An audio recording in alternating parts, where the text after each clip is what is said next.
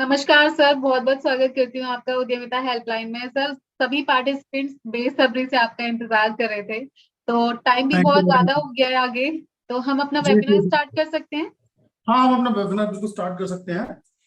नमस्कार दोस्तों, आप सभी का मेरे साथ जुड़ने के लिए और मुझे मौका देने के लिए कि मैं अपनी नॉलेज आपके साथ शेयर कर सकूं। आज आज हमारा टॉपिक, जैसे कि हम सब लोग जानते हैं, इंटेलेक्चुअल प्रॉपर्टी राइट्स का है। तो let me introduce my self in very short time.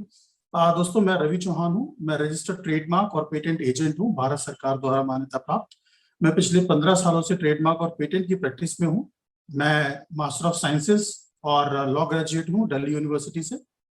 मैंने 10,000 से ज्यादा ट्रेडमार्क्स फाइल कर दिए हैं, उनमें से बहुत सारे ट्रेडमार्क रजिस्टर भी हैं। मैं लिटिगेशन में भी हूँ, ट्रेडमार्क और पेटेंट्स की हाई कोर्ट तक हम लिटिगेशन प्रोवाइड करते हैं। और जैसे कि मैंने आपको बताया कि मैं भारत सरकार से मान्यता प्राप्त ट्रेडमार्क और पेटेंट एजेंट हूँ। तो मैं आज आप सभी को ट्रेडमार्क के बारे में, कि उसकी क्या क्या जरूरतें हैं हमारे बिजनेस के लिए और उसमें क्या क्या सावधानियां हमको बरतनी है, उन सभी के लिए आज हम एक चर्चा करेंगे। आपके प्रश्नों का भी मैं उत्तर दूंगा। पहले मैं अपना आपको एक बार ट्रेडमार्क के बारे में विस्तार से समझा देता हूँ। हम लोग शुरू करेंगे सबसे पहले कि व्हाट इज ट्रेडमार्क। आज हम जिसकी चर्चा करने जा रहे हैं, जैसा कि हम सभी लोग जानते हैं कि जो भी वस्तु या सर्विसेज, जिनको भी हम सेवाएं कहते हैं, वो सभी अगर हम मार्केट में बेचना चाहते हैं, अपने कस्टमर्स को प्रदान करना चाहते हैं, तो हमारे को उसके लिए एक नाम की जरूरत होती है।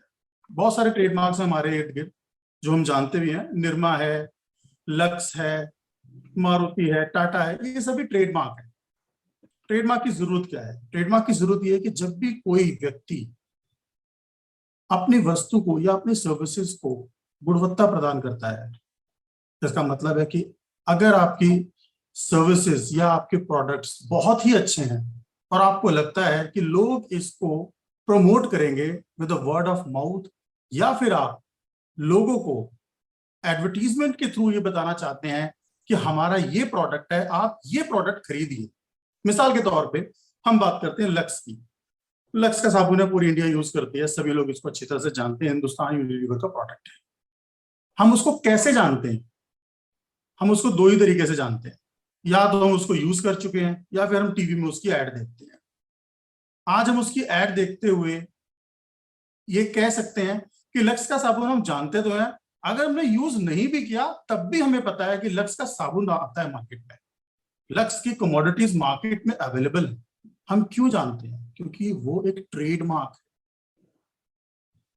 अगर कोई ट्रेडमार्क ही ना हो तो उसको प्रमोट कैसे करेंगे?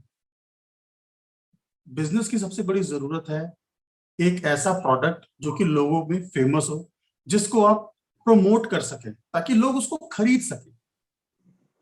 आज के टाइम में आप जानते हैं ट्रांस बॉर्डर बिजनेस हो रहा है। ट्रांस बॉर्डर बिजनेस से मेरा मतलब है कि आज हम ऑनलाइन बिजनेस कर रहे हैं। यहां से प्रोडक्ट बनता है, इंटर सिटीज भी बिकता है, इंटर स्टेट्स भी बिकता है और इंटरनेशनल भी बिकता है। आज कोई बाउंड्री नहीं है, आज कोई टेरिटोरियल जुरिसडिक्शन नहीं है बिजनेस करने के लिए। आप चाहें तो यहां अपना प्रोडक्ट लॉन्च करें, उसको वेबसाइट पे डालें, अमेजोन पे डालें, अमेरिका में बैठा हुआ आदमी भी आपका प्रोडक्ट खरीदेगा। आज उसने आपका प्रोडक्ट खरीद लिया और वो आपके प्रोडक्ट को दोबारा रिपीट करना चाहता है, तो वो कैसे करेगा? वो याद कैसे रखेगा? वो याद रखेगा ट्रेडमार्क से। आपका ट्रेडमार्क उसको रिकॉल करवाएगा कि लास्ट टाइम आपने जो अचार खाया था, लास्ट टाइम आपने जो टूथब्रश यूज किया था, लास्ट टाइम आपने जो मोबाइल फोन यूज किया था, लास्ट टाइम आपने यहाँ तक कि जो पान खाया था या सिगरेट पी थी, वो कौन से ब्रांड की थी। अगर ब्रांड नहीं होगा, अगर ट्रेडमार्क नहीं होगा, तो nobody could be able to identify the trademark.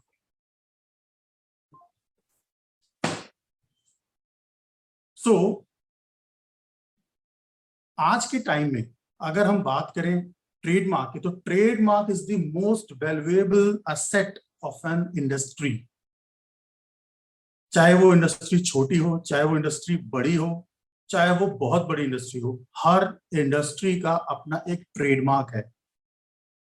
चाहे एक पनवाड़ी की बात करें, चाहे हम जीई मोटर्स की बात करें, चाहे रॉयल्स रॉयल्स की बात करें, हर एक का ट्रेडमार्क है। हर आदमी ट्रेडमार्क से ही प्रोडक्ट्स को जानता है और सर्विसेज को जानता है और आगे से आगे प्रमोट करता है। आप सभी फ्रेंड्स किसी न किसी इंडस्ट्री के मालिक होंगे, डायरेक्टर होंगे, पार्टनर होंगे।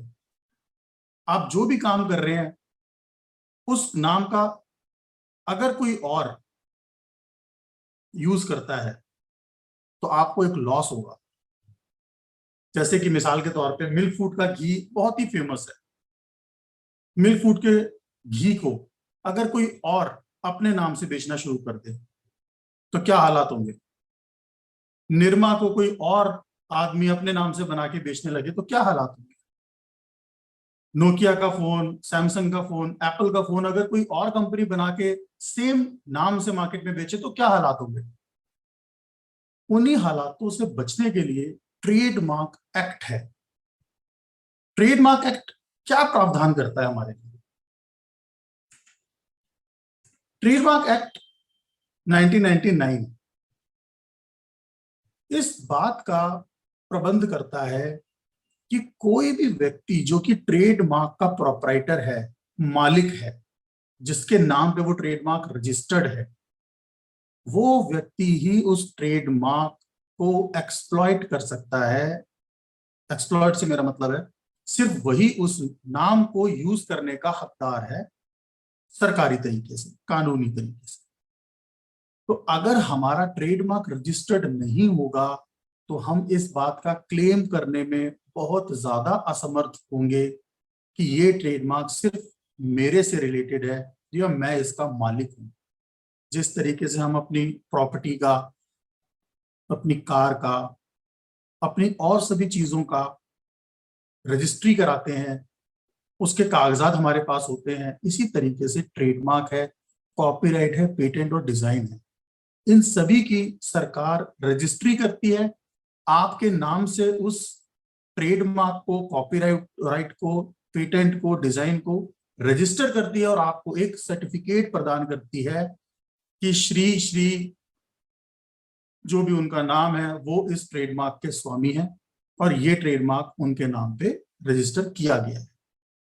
उस अवस्था में होता क्या है कि अगर कोई भी व्यक्ति विशेष आपके उस ट्रेडमार्क का मिसयूज करता है आपकी परमिशन के बिना, तो आप कोर्ट के द्वारा या किसी और डिपार्टमेंट के द्वारा उस व्यक्ति को उस ट्रेडमार्क को यूज करने से रोक सकते हैं। मिसाल के तौर पे अगर हम कहें कि हल्दीराम एक मिठाई की दुकान चलाता है, अगर कोई भी आदमी हल्दीराम के नाम से एक मिठाई की दुकान खोल लेता है तो हल्दीराम उसको बंद कैसे कराएगा? हल्दीराम के पास क्या अधिकार है कि वो उस मिठाई वाले को रोक सके? उसका प्रावधान है ट्रेडमार्क एक्ट में। ट्रेडमार्क एक्ट में जो भी व्यक्ति ट्रेडमार्क का रजिस्टर्ड प्रोप्राइटर होता है और उसका ट्रेडमार्क उस दिन, जिस दिन वो कंप्लेंट दायर करता है, वैलिड है, रजिस्टर्ड है, उसको इस बात का अधिकार प्राप्त है कि वो जो व्यक्ति रजिस्टर्ड ट्रेडमार्क को बिना उसके स्वामी की मंजूरी के यूज करता है, सरकार या न्यायालय उसको रोकने का आदेश प्रदान करती है। इस पूरी प्रक्रिया को इन्फ्रिंजमेंट ऑफ ट्रेडमार्क कहा जाता है। इन्फ्रिंजमेंट ऑफ ट्रेडमार्क सिर्फ तभी होता है जबकि आपका ट्रेडमार्क रजिस्टर्ड हो। अनरजिस्टर्ड ट्रेडमार्क्स में इन्फ्रिंजमेंट लाई नहीं करता। इसीलिए जितनी जल्दी और जितने सही तरीके से आप ट्रेडमार्क को रजिस्टर करवाएंगे उतना ही न्यायालय और सरकारी विभागों में आपको अधिकार प्राप्त करने में कम समय लगेगा और जो प्रोसेस होगा वो भी बहुत ही कम कॉम्प्लिकेटेड होगा अगर आपका trademark, copyright, patent, design registered है तो। अब हम बात करेंगे कि ट्रेडमार्क को रजिस्टर कराने के लिए क्या क्या प्रावधान है और क्या क्या हमें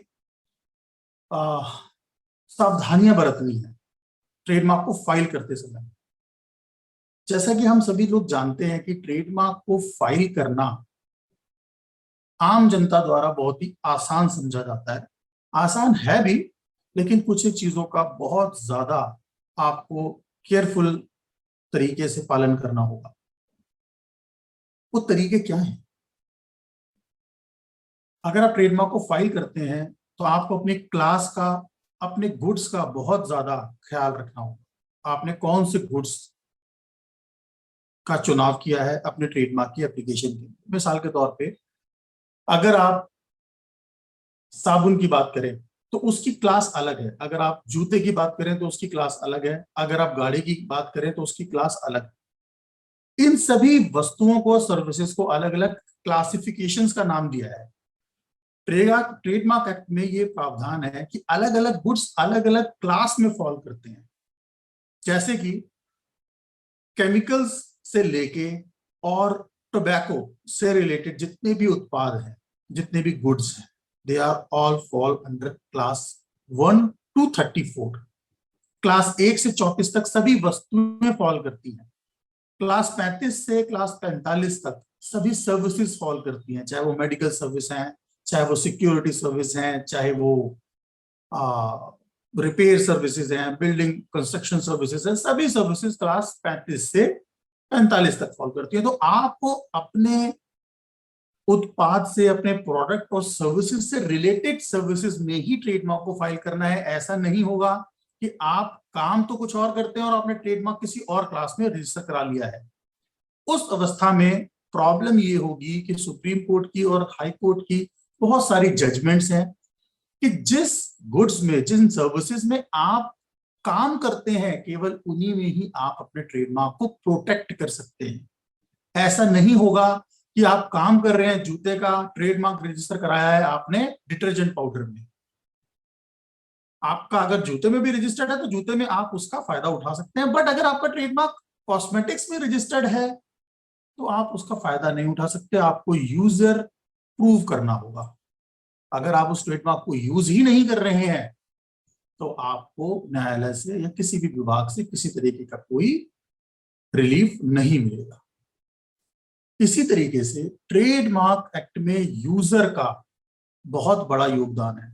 मिसाल के तौर पे ट्रेडमार्क एक्ट ये प्रावधान देता है कि अगर कोई व्यक्ति ट्रेडमार्क को पिछले 10, 15, 20 सालों से भी यूज कर रहा है तो आज की डेट में वो रेट्रोस्पेक्टिव यूजर डेट को ऑप्ट कर सकता है।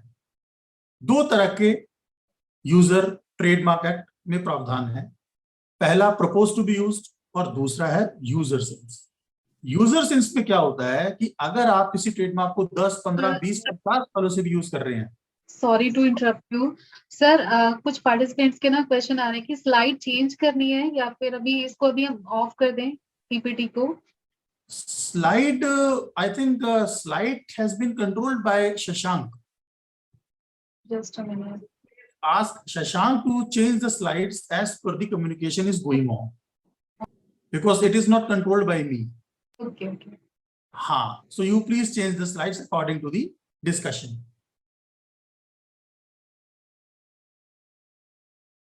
तो हम शुरू करते हैं। हम चर्चा कर रहे थे यूजर सिंस पर। तो यूजर सिंस फ्रेंड्स, दो तरह के यूजर सिंस हैं। यूजर सिंस में क्या होता है कि जो भी ट्रेडमार्क आप फाइल करते हैं, यूजर उसमें बहुत ही वाइटल रोल प्ले करता है।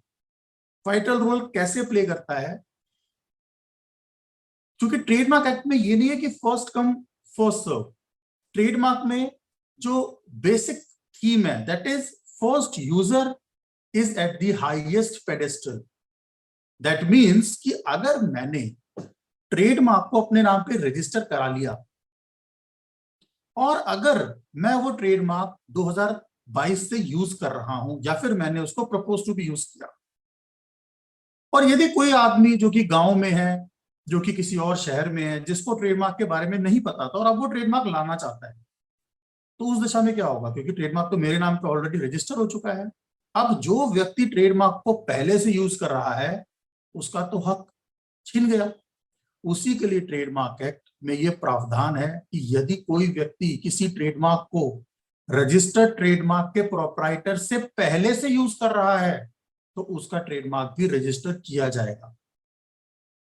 इसका फायदा क्या होता है? क्योंकि कई लोग इस तरीके के हैं जिनको ट्रेडमार्क एक्ट के बारे में नहीं पता या उनको अवेयरनेस नहीं है। मेट्रोपॉलिटन सिटीज में रहने वाले ज्यादातर जो व्यापारी लोग हैं उनको ट्रेडमार्क एक्ट के बारे में पता है। लेकिन अगर हम बात करें क्लास टीयर 4 टीयर 3 सिटीज की, तो वहां पे अभी तक भी लोगों को बहुत ज्यादा ज्ञान नहीं है ट्रेडमार्क का, इंटेलेक्चुअल प्रॉपर्टीज का बहुत ज्यादा इंटरेस्ट नहीं है। वो इंटरेस्ट कब जगता है? जब उनका व्यापार बड़ा हो जाता है। 10 15 20 साल में अगर जनरेशन चेंज होता है, फादर साहब काम कर रहे थे, बेटे आ गए उसमें, तो बेटों को नॉलेज हुई तो बेटों ने ट्रेडमार्क के लिए गए, लेकिन उन्हें पता चला कि हम यूज तो कर रहे हैं 2 या 3 जनरेशन से किसी ट्रेडमार्क को, बट हमने वो ट्रेडमार्क फाइल नहीं किया। फादर ने ट्रेडमार्क फाइल नहीं किया या दादा ने ट्रेडमार्क फाइल नहीं किया। अब अगर ट्रेडमार्क फाइल नहीं किया, उसका खामियाजा कोई क्यों भुगतेगा, जबकि वो उसको यूज कर रहे हैं 30 सालों से। तो ट्रेडमार्क एक्ट में ये प्रावधान है कि अगर आप 30 साल बाद भी जग गए और अगर आपको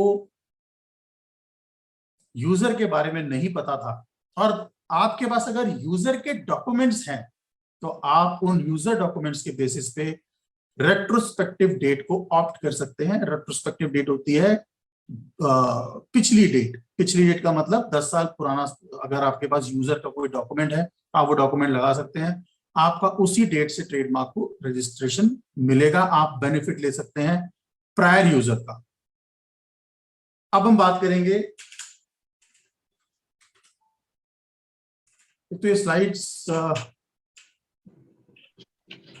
सर आप मुझे बता दीजिए स्लाइड कौन सी वाली चेंज करनी है? मैं बता देता हूं।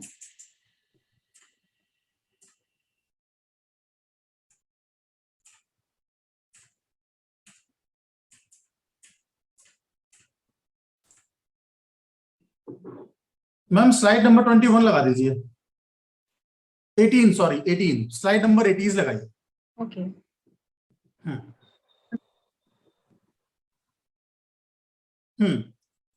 तो अब मेरे ख्याल से सभी लोग स्लाइड नंबर 18 देख पा रहे होंगे, मेरे ख्याल देख ही पा रहे होंगे। अब हम बात करेंगे डिस्टिंक्टिवनेस ऑफ अ ट्रेडमार्क के बारे में, जो कि पॉइंट ए है। Trademark is distinctive sign that identifies certain goods और सर्विसेज प्रोड्यूस्ड और प्रोवाइडेड बाय एन इंडिविजुअल और a company. Distinctive sign, distinctive sign से हमारा क्या मतलब है? अगर हम देखना चाहें,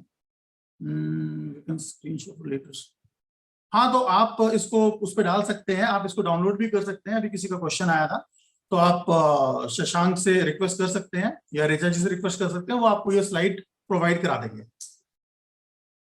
तो डिस्टिंक्टिवनेस से हम क्या जानते हैं? Distinctiveness is Tata is a distinctive trademark, Rolls-Royce is a distinctive trademark, Mercedes is a distinctive trademark. Everybody knows that this trademark belongs to a certain company which is into manufacturing or providing of certain goods or services.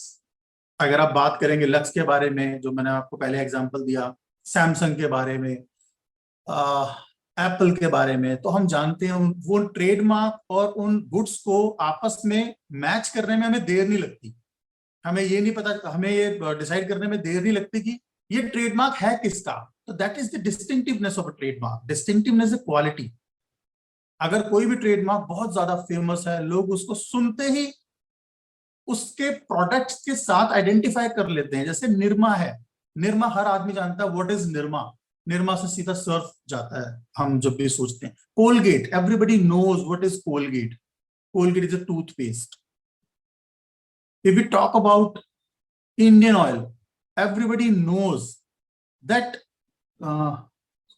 हाँ, नितिन खंडेलिया जी बोल रहे हैं this is a well known trademark. बिल्कुल ठीक है, ये well known trademark है, तभी ये डिस्टिंक्टिवनेस है, तभी ये डिस्टिंक्टिव ट्रेडमार्क है। डिस्टिंक्टिवनेस क्वालिफिकेशन है किसी ट्रेडमार्क की, खंडेलिया जी। डिस्टिंक्टिव कोई ट्रेडमार्क तभी हो सकता है जब वो बहुत ज्यादा वॉल्यूम में यूज किया जा रहा है लोगों द्वारा और लोग उसको जानते हैं। हर ट्रेडमार्क डिस्टिंक्टिव नहीं हो सकता। अगर आप बात करें तो बहुत सारे ऐसे ट्रेडमार्क हैं, आज आप देखेंगे मार्केट में, आप अगर अमेजोन पे भी क्लिक करेंगे तो आपको बहुत सारे ट्रेडमार्क नजर आएंगे, जो ट्रेडमार्क आपने शायद you have come across first time. अगर आप कोई भी ट्रेडमार्क देखते हैं तो आपको लगता है ये तो पहली बार मैंने ट्रेडमार्क सुना है। वो और बात है कि आजकल क्योंकि डिजिटाइजेशन का जमाना है, बहुत ही जल्दी ट्रेडमार्क मूव करता है। आप देखेंगे, आप गूगल ऐड लगा दीजिए, जो भी आदमी गूगल यूज कर रहा है वो ट्रेडमार्क उसको दिखेगा। बट फिर भी हर ट्रेडमार्क डिस्टिंक्टिव नहीं होता। डिस्टिंक्टिव ट्रेडमार्क वही होता है जिस ट्रेडमार्क को सुनते ही आप उसके गुड्स से कनेक्ट हो जाएं डायरेक्टली। बहुत सारे ट्रेडमार्क ऐसे हैं जिनको सुन के आप उनके गुड्स के साथ कनेक्ट नहीं कर पाओगे, बहुत सारे ट्रेडमार्क्स ऐसे हैं। ये आपका आंसर दे रहा हूं कि मैं, वेल नोन ट्रेडमार्क वही होता है जो डिस्टिंक्टिव होता है। बिना डिस्टिंक्टिव हुए कोई भी ट्रेडमार्क वेल नोन नहीं हो सकता। Being distinctive is a first step towards being well known trademark. This is the principle. आजकल well known trademark के लिए भी एक एप्लीकेशन फाइल होने का प्रावधान हो गया, पहले वो होता नहीं था। उसका सबसे पहला जो स्टेप है वो यही है कि आपका ट्रेडमार्क डिस्टिंक्टिव होना चाहिए, बिल्कुल ही फ्रेश। अगर आप यूज कर रहे हैं किसी ट्रेडमार्क को, that cannot be termed as the well known trademark. Anyhow, अब हम आगे बढ़ते हैं।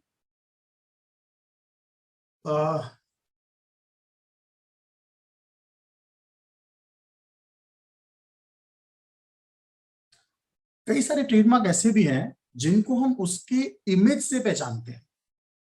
ये जो हम पॉइंट नंबर 2 की बात कर रहा हूं, it's origin dates back to ancient times when craftsman reproduce their signature और marks on their artistic works और products of functional of a practical nature.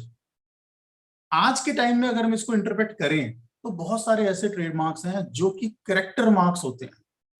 आपने कई बार देखा होगा कई सारे गुड्स के ऊपर कैरेक्टर मार्क्स भी प्लेस होते हैं। कैरेक्टर मार्क्स क्या होते हैं? ये ट्रेडमार्क का एक काइंड है, एक सॉर्ट ऑफ ट्रेडमार्क है। Character mark is Chacha Chaudhary is a character mark, Mickey Mouse is a character mark, Juhi Chawla के सिग्नेचर किए हुआ कोई प्रोडक्ट है, that is the signature mark. Shahrukh Khan का साइन करके कोई प्रोडक्ट अगर बिक रहा है तो that is the character mark.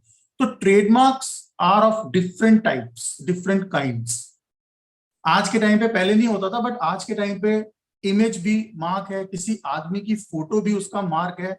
आप देखेंगे एक ट्रेंड होता है टोबैको इंडस्ट्रीज में, आज भी ये ट्रेंड है कि लोग जो प्रोप्राइटर होते हैं वो अपनी फोटो लगा के बेचते हैं। अगर आप में से कोई भी टोबैको इंडस्ट्रीज से होगा या कोई भी टोबैको कंज्यूम करता होगा तो he will be able to understand what I am going through, कि उस प्रोडक्ट पे एक आदमी की पिक्चर होती है, उस आदमी की पिक्चर ही उसका ट्रेडमार्क है। अगर वो पिक्चर है दैट मीन्स कि वही ट्रेडमार्क है। वो क्यों होता है? उसका एक लॉजिक है। लॉजिक ये होता है कि जो टोबैको कंज्यूम करते हैं वो बहुत ही अलग अलग वैरायटी ऑफ एरिया से, वैरायटी ऑफ अंडरस्टैंडिंग के लोग होते हैं। बहुत ही छोटे लोग भी होते हैं जो इलिटरेट होते हैं। इलिटरेट आदमी कैसे खरीदेगा? वो ट्रेडमार्क पढ़ तो सकता नहीं, अनपढ़ आदमी है। अनपढ़ आदमी गुड्स को कैसे खरीदेगा? और अनपढ़ आदमी गुड्स को खरीदता है उसकी पिक्चर देख के, उसकी पैकेजिंग को देख के। वो ये देखेगा कि उस पे छपा क्या हुआ है। अगर उस पे ट्रक छपा हुआ है तो वो कहेगा हाँ भाई ट्रक वाला टोबैको मेरे को दे दो। उसके ऊपर हेलीकॉप्टर छपा हुआ तो वो कहेगा हेलीकॉप्टर वाला ट्रेडमार्क मेरे को दे दो। तो हर आदमी अपनी अंडरस्टैंडिंग के हिसाब से किसी भी ट्रेडमार्क को अडॉप्ट करता है अपने यूसेज के लिए। जरूरी नहीं है कि हर आदमी बहुत ही मुश्किल सा ट्रेडमार्क को याद कर पाए। तो जैसी आपकी क्लाइंटेल होगी, जैसा खरीदार होगा, वैसे ही ट्रेडमार्क भी आपको रखना पड़ेगा।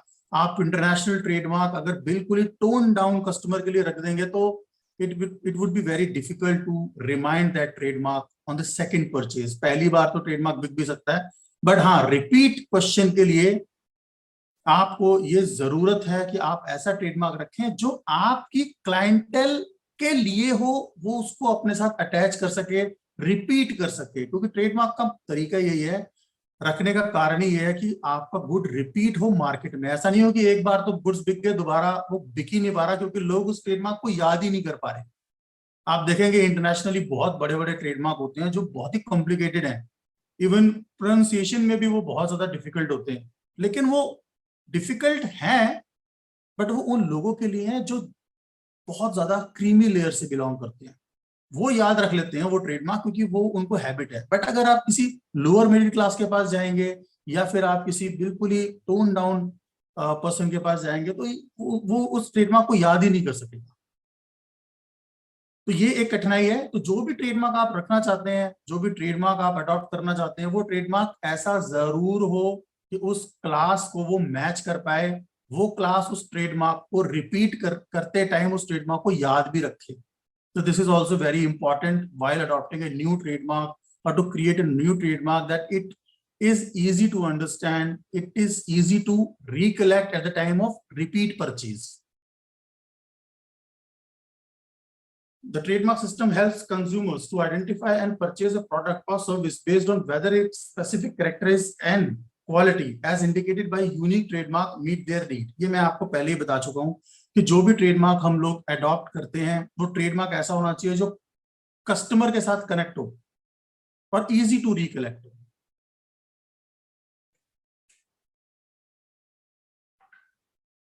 यूज ऑफ ट्रेडमार्क के बारे में हमने पहले भी बात कर ली है, हम दोबारा से इसको बात कर लेते हैं।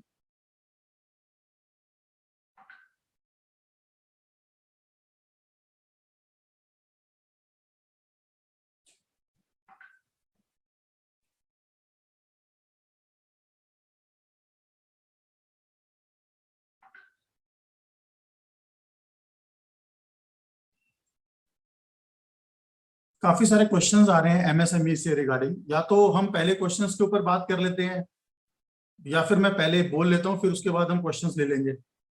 इस तरीके से चलें, कैसे करें इसको, आप एक बार मेरे को बताएं प्लीज। सर Q&A सेशन ना हम लास्ट में रखेंगे, आप सारा डिस्कस कर लीजिए पहले। तो एक बार बस में 10 मिनट का और है, 10 मिनट में मैं क्लैरिफाई कर देता हूं, फिर उसके बाद हम Q&A सेशन ले लेते हैं। बिल्कुल सर। ठीक है, अब हम यूज ऑफ ट्रेडमार्क के बारे में बात करते हैं। Use of trademark, what is the use of trademark. अब जैसा कि मैं पहले भी आपको बता चुका हूं ट्रेडमार्क का यूज, और जिस तरीके के लोग हमारे साथ जुड़े हुए हैं। Actually Sanjay ji, the slide is not in my control basically, I am very sorry to say this that the slide is not being controlled by me, it is being controlled by the management of Udyamita helpline. So मैं क्या इसमें क्या कर सकता हूं sir, I am very sorry sir this time. तो बहुत ही मैं जहां तक समझ पा रहा हूं, मैं बहुत ही इजी लैंग्वेज में आपको बता रहा हूं, तो please cooperate and please try to you know, मैं स्लाइड भी पढ़ता हूं और मैं आपको उसके बारे में डेमोन्स्ट्रेट भी कर देता हूं साथ ही साथ, उसके लिए आसान भी रहेगा।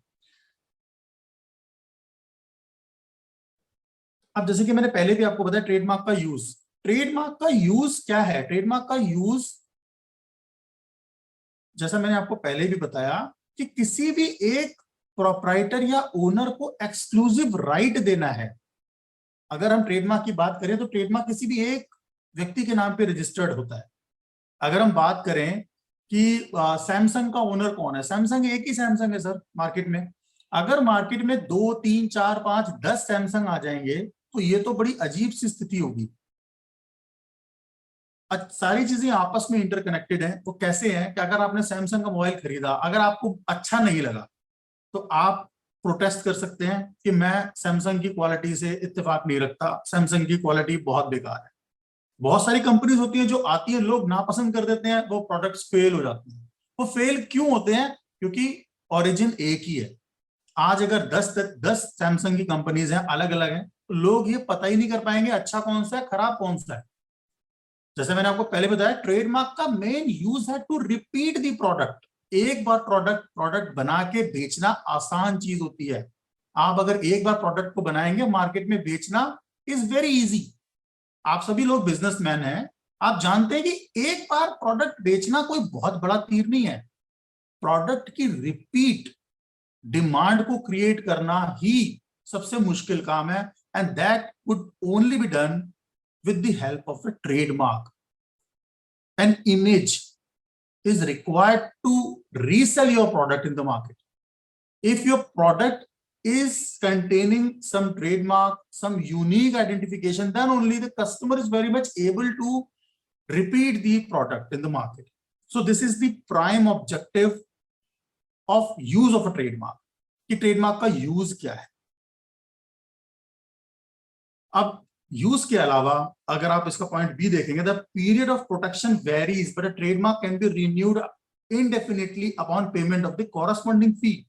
जैसा कि मैंने आपको बताया कि जिस वक्त आप ट्रेडमार्क की लिटिगेशन में जाते हैं, जैसा मैंने एग्जांपल दिया कि अगर आप ट्रेडमार्क की रजिस्टर्ड प्रोप्राइटर है, कोई और आदमी आपका ट्रेडमार्क को यूज करता है और आप अगर उसके ऊपर कोई केस फाइल करना चाहते हैं, उसको सू करना चाहते हैं, इन दैट केस आपको सबसे पहले ये प्रूव करना है कि you are the registered proprietor and your registration is valid and subsisting, उसके लिए हर 10 साल में आपको अपने ट्रेडमार्क के रिन्यूअल की फीस पे करनी होती है।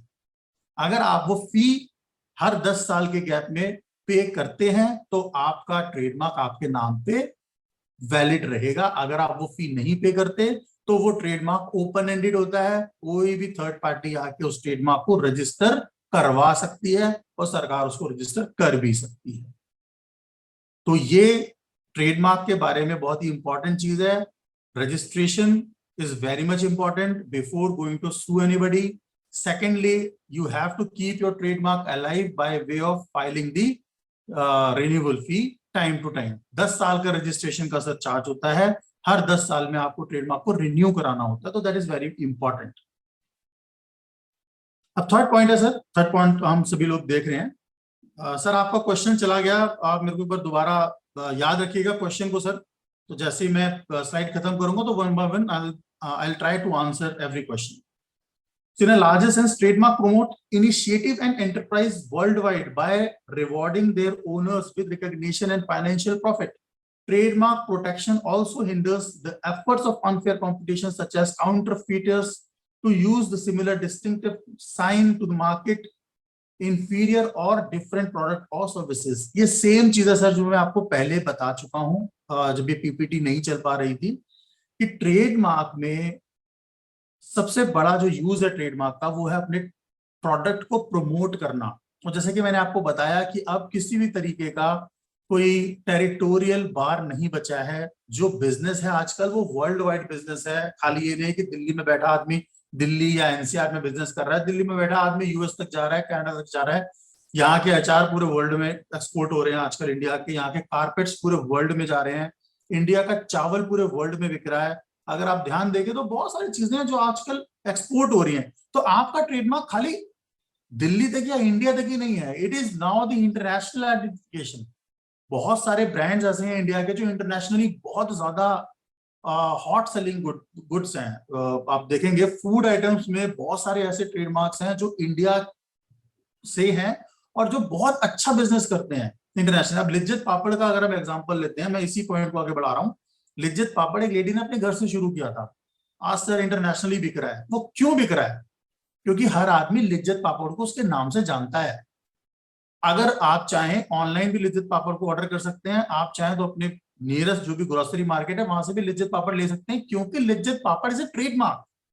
उसकी क्वालिटी इतनी अच्छी है कि लोगों ने उसको रिपीट करना शुरू किया। रिपीट करना कैसे शुरू किया? क्योंकि वो ट्रेडमार्क है मार्केट में और कोई लिज्जत पापड़ मार्केट में अवेलेबल ही नहीं है।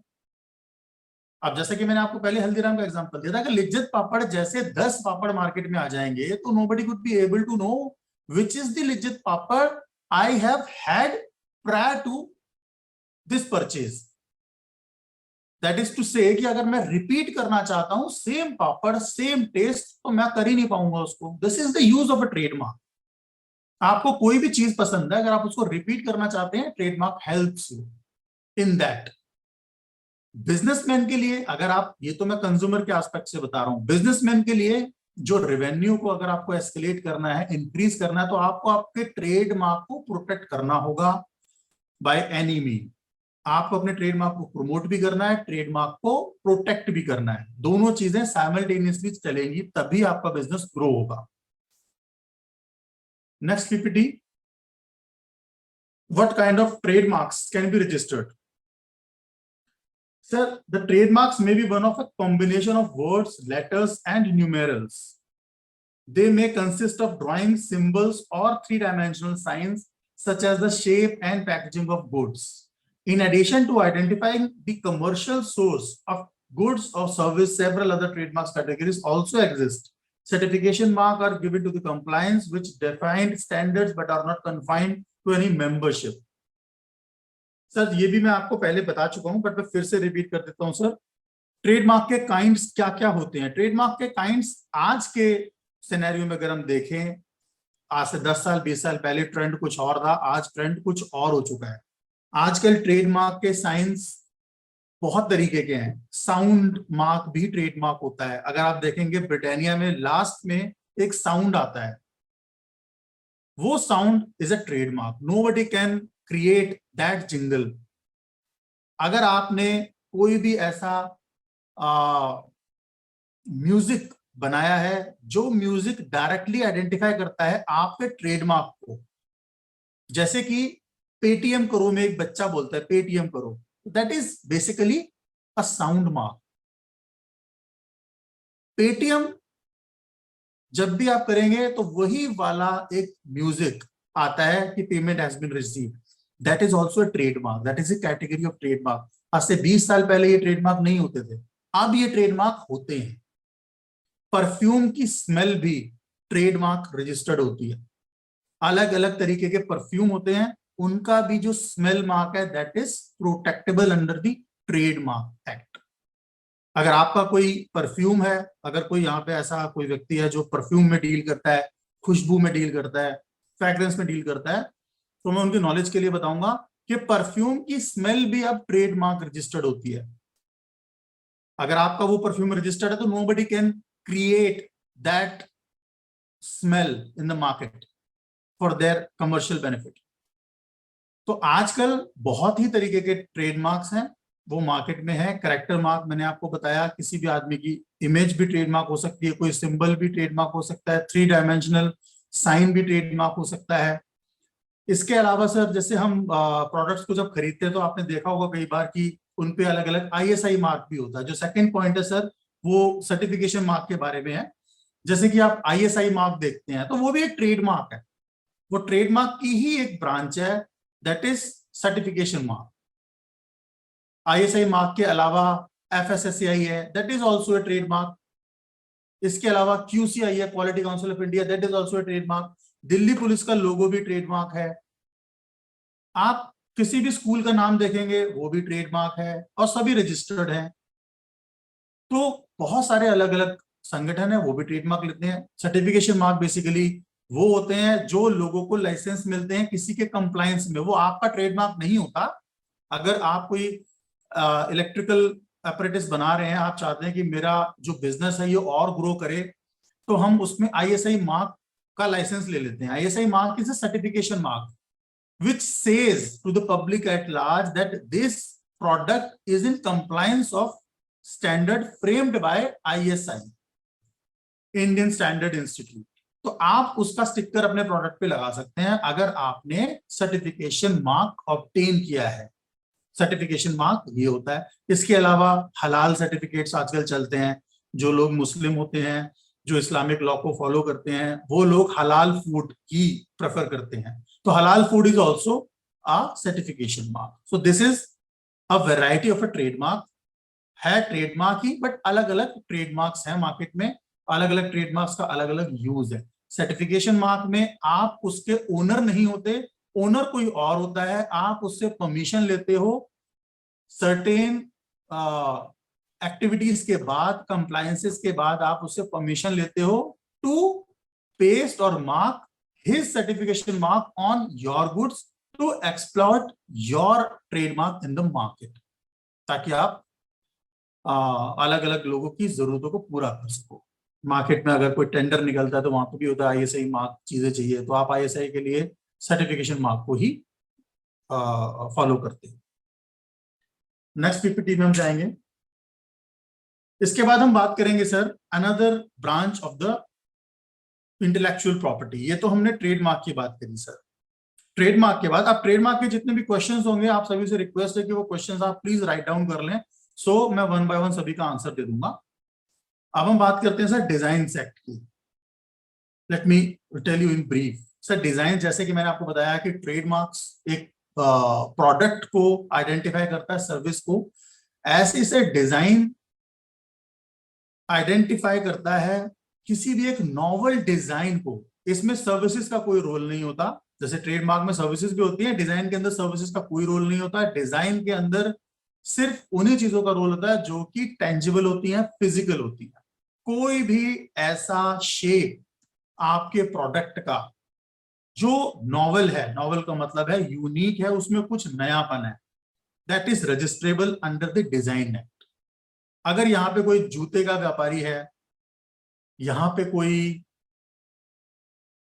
पंखों का व्यापारी है जो पंखे बनाता है, इलेक्ट्रिकल फैन, यहाँ पे कोई बर्तनों का व्यापारी है, तो उन उन बिजनेसेस में मेन चीज क्या होती है, ट्रेडमार्क तो रोल प्ले करता ही है, बट हाँ यूनिक डिजाइन भी बहुत ही मेन रोल प्ले करता है। अब हम बात करें हेवल्स की बात करें, ओरिएंट की बात करें, उषा की बात करें, तो इनके जो डिजाइन होते हैं बहुत ही यूनिक होते हैं, बहुत ही नए नए डिजाइन होते हैं। डिजाइन को देख के ही लोग पंखा खरीदते हैं। लोगों को ट्रेडमार्क से भी मतलब होता है, बट सबसे ज्यादा मतलब होता है डिजाइन से, क्योंकि उनको डिजाइन पसंद आना चाहिए। ये चीजें डिजाइन से बिकती हैं। जूता डिजाइन से बिकता है। अगर आप बात करें घड़ियां, तो वो डिजाइन से बिकती हैं। अगर आप बात करें पेन की बात करें, तो वो डिजाइन से बिकता है। बहुत सारी चीजें जो डिजाइन से बिकती हैं, उनका डिजाइन ही यूनिक है, लोग उन डिजाइन को पसंद करते हैं। तो अगर वो डिजाइन आपने फ्रेम किया है, आपने वो डिजाइन क्रिएट किया है जो कि नया है, तो आप ये चाहेंगे कि वो डिजाइन सिर्फ मैं ही यूज करूं, कोई दूसरा व्यक्ति उस डिजाइन को क्यों यूज करे। तो उस दूसरे व्यक्ति को उस डिजाइन को यूज करने से रोकने के लिए द डिजाइन एक्ट है।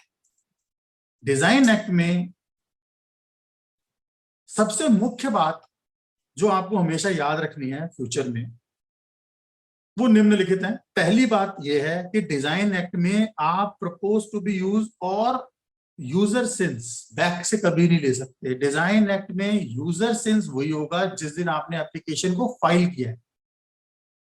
मिसाल के तौर पे आज मैंने एक नया जूता डिजाइन किया है और मुझे लगता है कि ये जूता बहुत ही हॉट सेलिंग है और मार्केट में बहुत ज्यादा बिकने वाला है।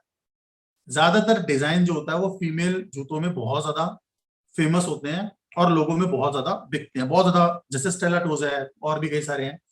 तो वो क्या नए नए डिजाइन लॉन्च करते हैं। उनमें सबसे ज्यादा इंपॉर्टेंट चीज क्या है जूते में, या डिजाइन एक्ट में सबसे ज्यादा इंपॉर्टेंट चीज क्या है? डिजाइन एक्ट में सबसे ज्यादा इंपॉर्टेंट चीज ये है कि जिस दिन आप उस डिजाइन की एप्लीकेशन को फाइल करते हो, सरकार ये मानती है कि आज से ये डिजाइन मार्केट में आया है, आज से ये डिजाइन अस्तित्व में आया है जिस दिन आप एप्लीकेशन को फाइल करते हो। हमारे पास कई सारे क्लाइंट्स आते हैं, वो ये बोलते हैं हमने ये डिजाइन पहले बनाया है बट इसकी कॉपी मार्केट में हो रही है। अगर आपने डिजाइन की एप्लीकेशन फाइल ही नहीं करी और उसको मार्केट में उतार दिया और अगर उसकी कॉपी हुई, तो आप उसके ऊपर कोई भी लीगल एक्शन नहीं ले सकते, क्योंकि डिजाइन एक्ट में इस बात का प्रावधान है कि आप रजिस्टर्ड डिजाइन तभी ले सकते हो जबकि आपने उसको यूज करने से पहले डिजाइन रजिस्ट्री में दायर कर दिया हो। एग्जाम्पल दे देता हूं। आज मैंने डिजाइन बनाया, आज मैंने डिजाइन बनाया, कल मैंने उस डिजाइन को पेटेंट ऑफिस में फाइल कर दिया और मैंने कल से ही वो डिजाइन मार्केट में लॉन्च कर दिया। अगर कल के बाद किसी भी व्यक्ति ने वो डिजाइन बनाया, मैं उसको सू कर सकता हूं। वो मैं क्यों कर सकता हूं? क्योंकि उस व्यक्ति ने मेरे डिजाइन को कॉपी किया होगा, और कॉपी कब किया होगा? जब उसने मेरा डिजाइन मार्केट में देखा होगा। मार्केट में कब देखा? डिजाइन एप्लीकेशन फाइल करने के बाद। तो जो भी उस डेट के बाद, जिस डेट पे मेरी एप्लीकेशन फाइल हुई है, उस डिजाइन को यूज करता है, वो सब्सीक्वेंट यूजर माना जाएगा। प्रायर यूजर कौन होगा? जिसकी एप्लीकेशन पहले फाइल्ड होगी। सब्सीक्वेंट यूजर वो होगा जो उस डेट के बाद यूज करेगा। तो जो भी व्यक्ति उस डेट के बाद उस डिजाइन को यूज करेगा, उसको इन्फ्रिंजर माना जाएगा, उसको कॉपी करने वाला आदमी माना जाएगा, जिसके खिलाफ कोर्ट का आदेश बाध्य होगा। सबसे इंपॉर्टेंट चीज ये है कि कोई भी यूनिक डिजाइन है, आप प्रोटेक्ट करना चाहते हो, उसको मार्केट में लॉन्च करने से पहले फाइल करना होगा। बाद में उसको फाइल करने का कोई फायदा नहीं है। बहुत से लोग ऐसे होते हैं जो इस बात का इंतजार करते हैं कि पहले हम डिजाइन को यूज करेंगे, अगर वो चल गया मार्केट में, only then we would be filing the application. तो वो जो सोच है वो बिल्कुल ही गलत है। वो सोच लीगली किसी भी स्टैंड पे फॉल नहीं करती। तो अगर कोई भी बिजनेसमैन यहाँ पे अगर मेरी बात सुन रहा है और वो किसी भी तरीके के नॉवल डिजाइन्स में काम करता है, तो उसको अपना डिजाइन पहले फाइल करना चाहिए। अगर उसको लगता है कि ये डिजाइन बहुत ही अच्छा है, मार्केट में अच्छा काम करेगा, तो ये आपकी इन्वेस्टमेंट होगी, ये खर्चा नहीं है।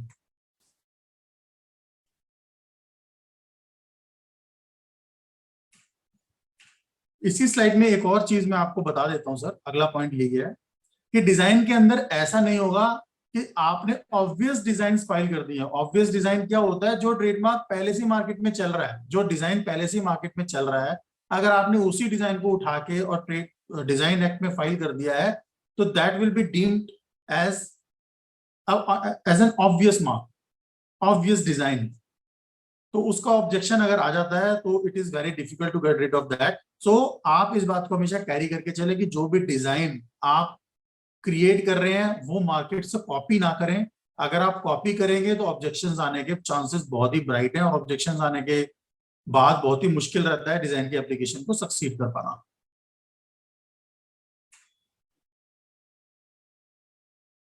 नेक्स्ट स्लाइड पे आ जाएं sir please. Why protect industrial designs. अब क्वेश्चन सर ये है कि why to protect industrial designs. मैं सर एक चीज आपको याद दिलाना चाहूंगा। मैं बहुत ही सिंपल लैंग्वेज में बात करूंगा ताकि आपको वो बातें याद रहें, क्योंकि बहुत सारी टर्मिनोलॉजीज ऐसी होती हैं जो बाद में हमारे बात करने के बाद आप याद नहीं रख पाएंगे। तो इसीलिए मैं बहुत ही इजी लैंग्वेज में आपको समझाना चाह रहा हूं। डिजाइन को प्रोटेक्ट करने का फायदा क्या है, इससे इंडस्ट्रीज में इकोनॉमिकली क्या सिग्निफिकेंस है इसका। सर डिजाइन का सिग्निफिकेंस ये है कि बहुत सारे गुड्स मार्केट में इसलिए बिकते हैं क्योंकि लोग उसको उसके ट्रेडमार्क से नहीं जानते, उसके डिजाइन से उसको जानते हैं। मिसाल के तौर पे सर आपने एक नील आती थी ज्योति लेबोरेटरीज की, उजाला करके एक नील आती थी, उसकी ब्लू कलर की बॉटल थी, व्हाइट कलर का ढक्कन था। वो मार्केट में उसकी शेप की वजह से बहुत फेमस था। लोग उसके मार्क से उसको याद नहीं रखते थे, उसकी बॉटल की शेप से उसको याद रखते थे। अगर आप मार्केट में जाएंगे बहुत सारी बॉटल्स आपको ऐसी मिलेंगी जिसको कि आप बॉटल से याद रखोगे, आप उसका ट्रेडमार्क याद है नहीं, बॉटल उसकी बिल्कुल सेम आपको मिलेगी। जैसे कि किनले वाटर बॉटल है, किनले वाटर बॉटल का लेबल अगर आप हटा भी देंगे तो आप उसको देख के बता देंगे ये किनले की बॉटल है। अगर आप कोक की बॉटल का लेबल हटा देंगे तो आप उसको देख के बता देंगे ये कोक की बॉटल है। अगर आप जूते की बात करेंगे तो आप देख के बता देंगे ये जूता कौन सी कंपनी का होगा। बहुत सारे ऐसे जूते हैं जो बताना बड़ा मुश्किल है, बट कई सारे जूतों का स्टाइल ऐसा होता है जो देख के आदमी बता देता है। कई सारी घड़ियां ऐसी हैं अगर आप देखेंगे मार्केट में।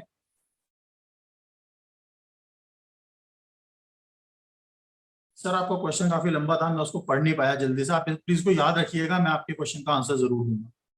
सर कई सारे मार्केट में आप देखेंगे यूनिक डिजाइन होते हैं वॉचेस के। जैसे जी शॉक की एक सीरीज है, टाइमेक्स की शायद, या नहीं, कैसियो, कैसियो का जी शॉक एक वेरिएंट आता है। जी शॉक की घड़ियों के जो डिजाइन है वो बहुत ही यूनिक और डिस्टिंक्टिव है। डिस्टिंक्टिव से मेरा मतलब ये है कि अगर आप उन घड़ियों को देखेंगे तो आप देख के ये पहचान जाएंगे कि ये जी शॉक की घड़ी है। हालांकि उसकी कॉपी मार्केट में काफी ज्यादा चल रही है, बट आप देख के बता देंगे। आप एप्पल की घड़ी देखेंगे उसकी काउंटरफिटिंग बहुत ज्यादा हो चुकी है, बट हाँ एप्पल की घड़ी का एक यूनिक डिजाइन है, आप देख के बताएंगे ये एप्पल की घड़ी है। तो वो जो डिजाइन है वो ट्रेडमार्क एक्ट में गवर्न नहीं होगा, वो डिजाइन एक्ट में गवर्न होगा। तो इसी तरीके से बहुत सारे ऐसे डिजाइन हैं जो कि मार्केट में बहुत ज्यादा फेमस हैं। लोग डिजाइन की वजह से वो चीजें खरीदना पसंद करते हैं, ना कि उनके ट्रेडमार्क की वजह से। उनका डिजाइन इतना अच्छा है कि लोग उन प्रोडक्ट्स को रीयूज करते हैं, उनको रिपीट भी करते हैं। तो this is the use of design and this is why protect industrial designs, क्योंकि इंडस्ट्रियल डिजाइन्स को प्रोटेक्ट करना, उनको बढ़ावा देना, इंडस्ट्रीज को बढ़ावा देना, ये सब कुछ गवर्नमेंट ऑफ इंडिया का ही एक काम है। अगर डिजाइन्स को प्रोटेक्ट नहीं किया जाएगा तो सेम डिजाइन को 10 लोग बना के और मार्केट में यूज करेंगे, और अगर किसी भी एक डिजाइन का performance up to the mark नहीं हुआ तो सर वो सारे ही डिजाइन्स नहीं चलेंगे, या फिर हम कहेंगे कि कंज्यूमर कोर्टों में बहुत सारे केसेस पेंडिंग होंगे just because of inferior quality. क्योंकि मैंने आपको बताया कि कई सारी घड़ियां ऐसी हैं, कई सारे कंपोनेंट्स ऐसे हैं जो लोग डिजाइन से खरीदते हैं। अगर आपने सेम डिजाइन से घड़ी खरीदी, वो खराब हो गई, तो ऑब्वियस सी बात है आप ब्लेम करेंगे उसके ओरिजिनल ओनर को, ना कि जो इन्फ्रिंजर होगा उसको। तो this is why the design is also plays very vital role in Indian economy nowadays.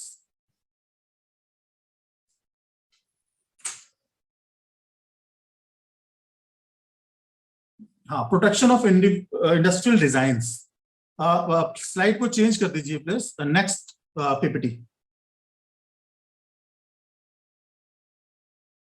Protection of industrial designs. In most countries, an industrial design must be registered in order to be protected under industrial law design. जैसे कि मैंने आपको पहले बता दिया है sir, design में भी और ट्रेडमार्क में भी अगर आपका डिजाइन रजिस्टर्ड और ट्रेडमार्क रजिस्टर्ड है, only then you would be able to sue another person.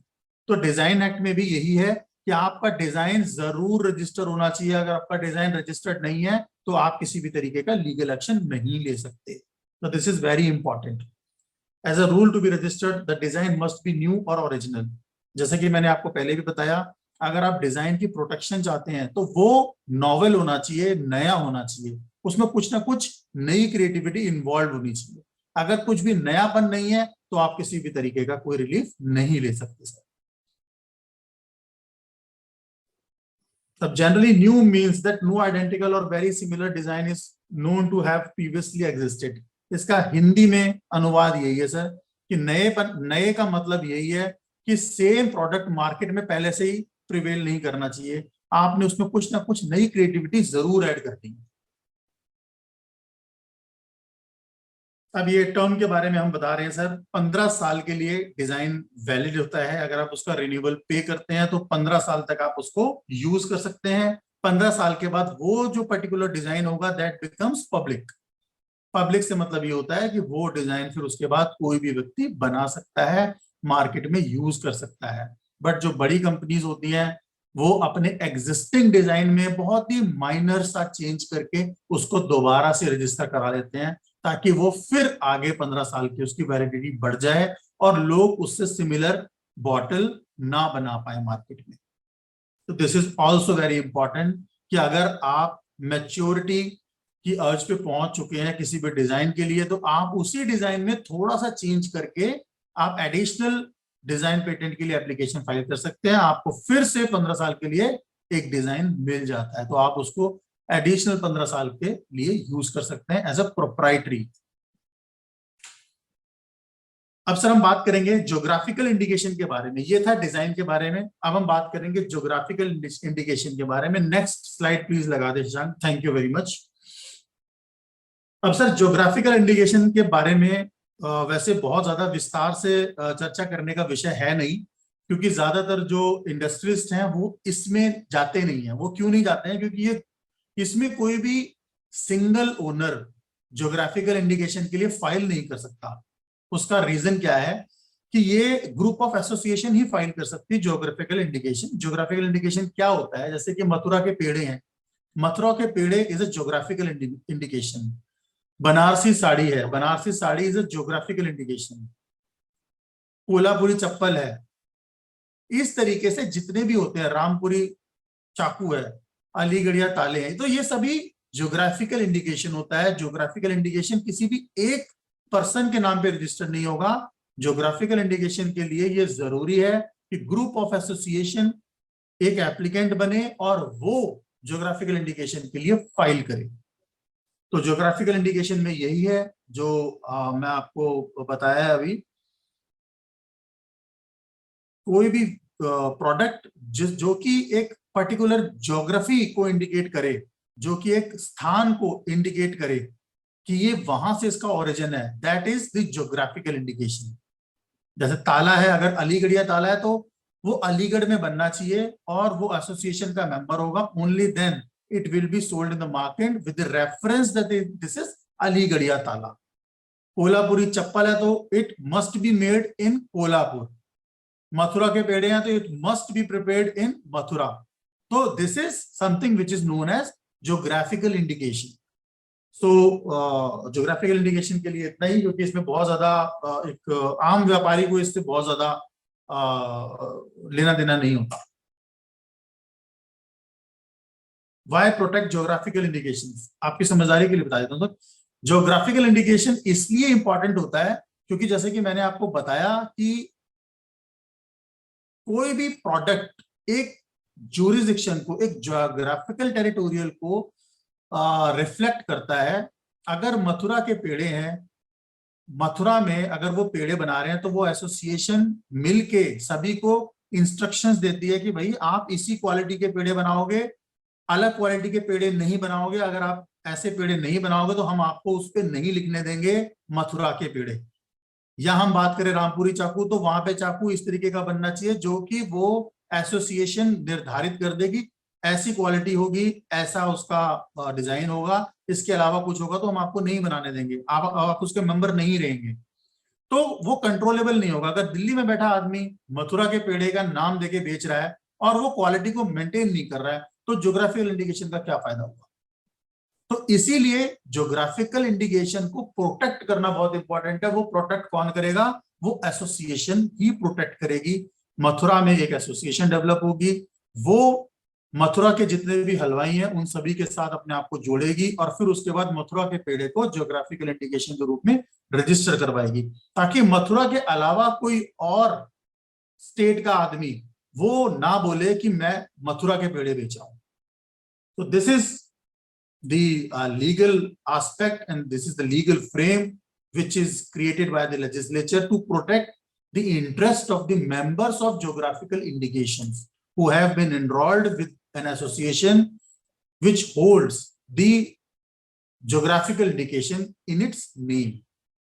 So this is why the protection of geographical indication is maintained, क्योंकि किसी भी जगह की एक सिग्निफिकेंस है, आप उस सिग्निफिकेंस को यूटिलाइज नहीं कर सकते जब तक कि आप उससे कनेक्टेड नहीं हो। अगर आप एसोसिएशन के मेंबर नहीं हो तो आप उसका यूज नहीं कर सकते, आप उसका बेनिफिट नहीं उठा सकते, लोगों को झूठ नहीं बोल सकते। जैसे तिरुपति बालाजी के लड्डू हैं, तो that is also a part of geographical indication, क्योंकि वो तिरुपति बालाजी का प्रसाद है। अगर कोई और आदमी तिरुपति बालाजी के नाम से दुकान खोल ले, लड्डू बेचना शुरू कर दे, तो वो क्या होगा, तिरुपति मंदिर के जो लड्डू हैं वो इंटरनेशनली जाते हैं, बाय प्लेन जाते हैं, लोग उन लड्डुओं के पैसे देते हैं, टिकट्स कटती हैं। और अगर कोई और आदमी, क्योंकि वो इसलिए क्योंकि वो ईश्वर का भोग है, लोग उसको खरीद रहे हैं, तो that is also part of geographical indication कि ये तिरुपति बालाजी के लड्डू हैं। अगर दिल्ली का कोई हलवाई तिरुपति बालाजी के लड्डू बना के बेचने लगेगा तो लोगों के पास क्या मैसेज जाएगा, और वो उस क्वालिटी को भी मेंटेन नहीं कर रहा, तो उसको कंट्रोल कैसे किया जाए। उसको कंट्रोल करने का तरीका यही है कि या तो उसका ट्रेडमार्क लिया जाए, अगर एक आदमी है, अगर बहुत सारे लोग हैं जो कि उस जगह पर हैं और उस जगह की एक अलग आइडेंटिफिकेशन बन चुकी है मार्केट में, तो उसका जो हल है वो ये है कि वो ज्योग्राफिकल इंडिकेशन में जा सकते हैं। सो दिस इज व्हाई, हाँ, दार्जिलिंग की चाय का भी एग्जांपल है सर। दार्जिलिंग टी उसी पैकेट पे लिखा जा सकेगा which is produced or cultivated in the field which are located in Darjeeling। ऐसा नहीं कि वो कहीं और, असम की चाय में आप दार्जिलिंग नहीं लिखेंगे, Assam T is Assam T, Darjeeling T is Darjeeling T. Why? Because of geographical indications. Protection of geographical indication, मैंने आपको बताया कि sir protection of geographical indication क्यों है, वो इसलिए है ताकि कोई और ज्योग्राफिकल इंडिकेशन कोई मिसयूज ना करे। ऐसा ना हो कि वो बंदा चाइना से प्रोडक्ट को ला रहा है या कहीं और से सस्ते में प्रोडक्ट को ला रहा है, उनको पैक कर रहा है और उसके ऊपर लेबल लगा देता है कि दार्जिलिंग टी, उसके ऊपर लेबल लगा देता है कोल्हापुरी चप्पल, उस पर बनारसी साड़ी का लोगो लगा देता है। तो वो ऐसा ना करे, उसी के लिए ज्योग्राफिकल इंडिकेशन एक्ट है और उसमें रजिस्ट्रेशंस किए जाते हैं ताकि जो जनरल कस्टमर है, इनोसेंट कंज्यूमर है, वो डिसीव ना हो पाए।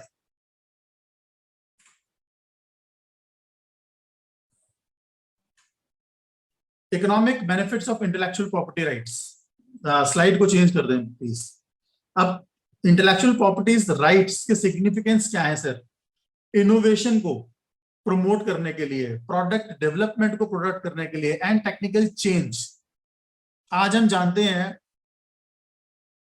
बहुत तरीके के मार्केट में प्रिंटर्स हैं, बहुत तरीके के मार्केट में नए नए एपरेटिसेस हैं, बहुत तरीके के मार्केट में फूड्स हैं। वो क्यों लॉन्च हो रहे हैं? क्योंकि लोग उनसे रिलेटेड पेटेंट्स, ट्रेडमार्क्स, कॉपीराइट्स ये पहले ऑब्टेन कर लेते हैं और उसके बाद मार्केट में उनको लॉन्च करते हैं, ताकि जो प्रोड्यूसर है उसको एक मोटिवेशन मिले कि मैं अगर मार्केट में जा रहा हूं और मैं अगर कोई चीज को बना रहा हूं तो गवर्नमेंट मेरा साथ देगी उस प्रोडक्ट को मार्केट में बेचने के लिए। मेरे अलावा कोई और बंदा उस प्रोडक्ट को मार्केट में मेरी मर्जी के बिना ना बेच पाए। आज पेप्सी इंडिया में बिक रही है, कोक इंडिया में बिक रही है, तो भारत सरकार भी उनका साथ दे रही है कि कोई और आदमी कोका कोला नहीं बना सकता, कोई और आदमी पेप्सी को नहीं बना सकता। हालांकि पेप्सी की बॉटलिंग हर स्टेट में आपको मिलेगी, बट वो अंडर लाइसेंस है। मैन्युफैक्चरर्स को एक रेसिपी दे दी जाती है, उस रेसिपी को कंट्रोल करती है पेप्सी और वहां के एम्प्लॉयज कंट्रोल करते हैं, जिससे कि पूरे इंडिया में पेप्सी बिकती है। अगर भारत सरकार ये ट्रेडमार्क एक्ट को हटा दे तो फिर क्या माहौल होगा? हर आदमी पेप्सी बना रहा होगा, हर आदमी कोक बना रहा होगा।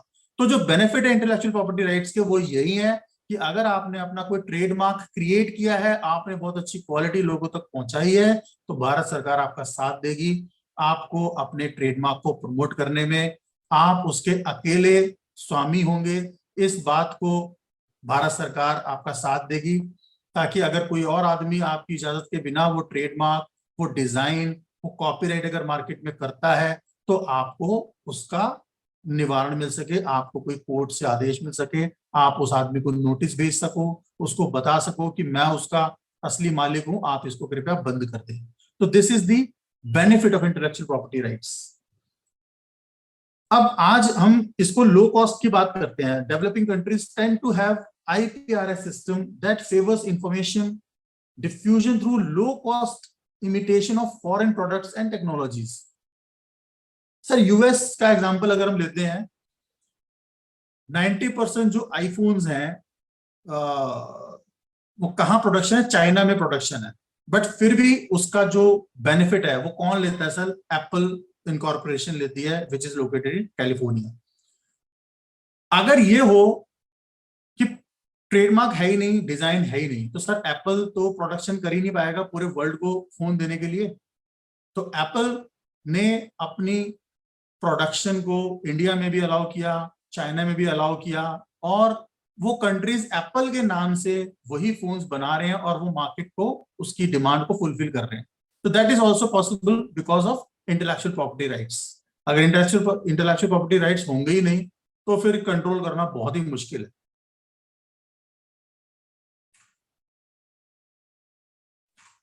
Sir roles in intellectual property in, sir वो आपका हट गया, role of intellectual properties in the pharmaceutical industry. Sir ये बहुत इंपॉर्टेंट सिनेरियो है आज की डेट में। बहुत सी ऐसी फार्मास्यूटिकल कंपनीज हैं जो कि बहुत ही अच्छी क्वालिटी को मेंटेन करती हैं, बहुत ही अच्छी मेडिसिन मार्केट में सरफेस करती हैं, और बहुत बड़ा बजट उनका रिसर्च एंड डेवलपमेंट पे होता है। तो अगर फार्मास्यूटिकल इंडस्ट्रीज में जो ट्रेडमार्क को या पेटेंट को कंट्रोल नहीं किया जाएगा तो कोई भी नया मैन्युफैक्चरर नई मेडिसिन को लॉन्च नहीं करेगा। अभी हम सिनेरियो देखते हैं, अगर कोविड की मेडिसिन को सर प्रमोट करने के लिए वर्ल्ड में 4 या 5 कंपनीज हैं जो उसको मैन्युफैक्चर कर रही थी।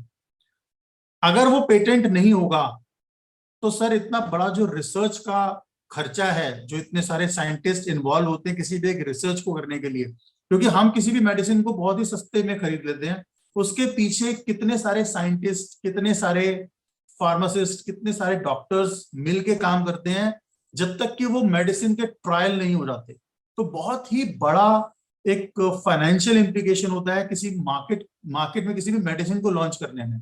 और अगर उस कंपोजिशन की मार्केट में इमिटेशन अगर हो जाती है, अगर नकली मेडिसिन या वैसी मेडिसिन बिकना शुरू हो जाएंगी, तो सर कोई भी बड़ी pharmaceutical company research and development को प्रमोट ही नहीं करेगी। वो क्यों करेगी कि वो 500 करोड़ रुपए लगा के किसी एक मेडिसिन को डेवलप कर रही है और सेम मेडिसिन को कोई बंदा कॉपी करके मार्केट में बेच देता है जिसने रिसर्च और डेवलपमेंट में 1 रुपए भी नहीं लगाया। तो इसीलिए इंटेलेक्चुअल प्रॉपर्टी का सबसे बड़ा और अहम रोल फार्मास्यूटिकल इंडस्ट्री में है, जिसका कि हर एक छोटे से छोटा व्यक्ति भी उसका फायदा उठाता है। क्योंकि अगर पेटेंट्स और ट्रेडमार्क्स इन दो चीजों का कंट्रोल नहीं होगा और अगर फार्मास्यूटिकल कंपनीज इन दोनों ही एक्ट का फायदा नहीं लेंगे और गवर्नमेंट नहीं एक ऐसा प्रावधान बनाएगी कि कॉपी नहीं चलेगी रजिस्टर्ड मेडिसिन की, पेटेंटेबल मेडिसिन की, तो सर मार्केट में नई मेडिसिन आएंगी ही नहीं। तो that is why the intellectual property registration is very important in pharmaceutical industries. Every pharmaceutical industry must file a trademark or patent application before launching their products in any of the countries. आज हम देखेंगे sir Sumo, Dolo, sir ये ऐसी medicine हैं जो नाम से बिकती हैं. अगर सेम डोलो सेम सुमो अगर मार्केट में अवेलेबल हो जाएंगी, हर आदमी उनको यूज करेगा, तो सर फिर जितना बड़ा बड़ा बजट इन लोगों का है तो सर वो मीट आउट ही नहीं होगा, और जो इकोनॉमिकल और इंडस्ट्रियल जो ग्रोथ है that will B hindered.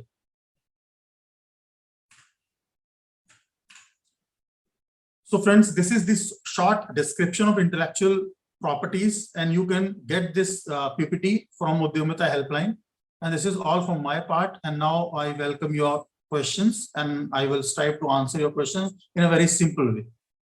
Thank you so much sir. हमारे पार्टिसिपेंट्स को ट्रेडमार्क के बारे में आपने काफी अच्छे तरीके से समझाया है, और मैं चाहूंगी सर हमारे पार्टिसिपेंट्स काफी क्वेश्चन करें ट्रेडमार्क से रिलेटेड, तो आपके साथ शेयर करना चाहूंगी सर. इजाजत है क्या?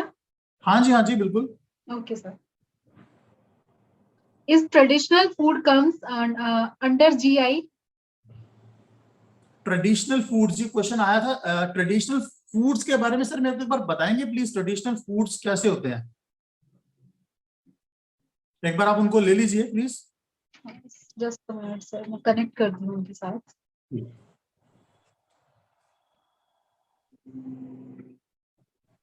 सर नेक्स्ट क्वेश्चन के सर नितिन जी का क्वेश्चन है, रजिस्टर्ड मार्क एंड कॉपीराइट.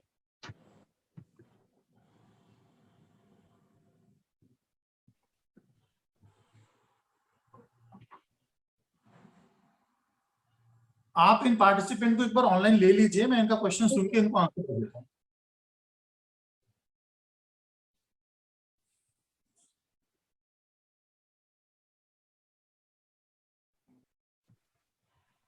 सो सभी पार्टिसिपेंट से मैं रिक्वेस्ट करूंगी, अगर किसी का भी क्वेश्चन है तो वो हैंड रेज कर लीजिए, ताकि हम सर से कनेक्ट करा सके आपको.